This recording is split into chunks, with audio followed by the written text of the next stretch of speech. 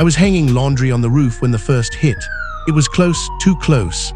I dropped the basket and ran downstairs, yelling for my father and my brothers. My hands were shaking. My heart was louder than the bomb. That's how fast peace disappears in.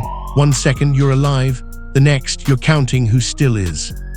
We hid in the hallway, no windows, just walls and prayers. I remember clutching with one hand and covering my ears with the other. My father kept whispering, "This will pass, this will pass." But it didn't. Hours felt like days. The air was thick with smoke and fear. When the walls stopped shaking, we stepped outside, and it felt like stepping into a nightmare.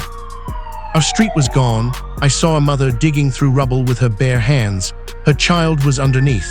No rescue teams, no cameras, just a mother and her grief. That image, it never leaves me. People think war is loud. It is. But the silence after, when you realize who didn't make it, is louder. It screams in your bones. We stayed in a shelter near the border.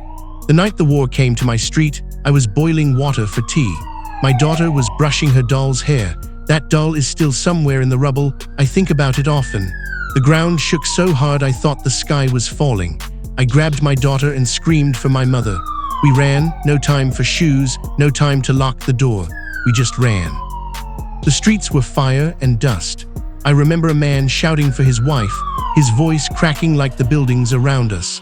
I saw a little boy pulling his baby sister out from under a doorframe, blood on her face, dust in her eyes, but silent, like she had already learned not to cry.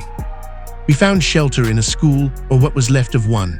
Broken windows, cracked walls, and hundreds of people trying to survive with nothing. No water, no food, no light, just prayers and each other. I slept on cold tile with my child's head on my chest, pretending I was strong. Inside, I was falling apart.